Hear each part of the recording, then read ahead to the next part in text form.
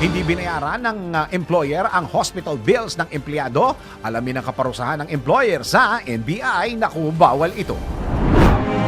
Alamin kung bawal o hindi. Dahil kung di mo alam to, kaso ang kakaharapin mo sa NBI. Naku, bawal ito.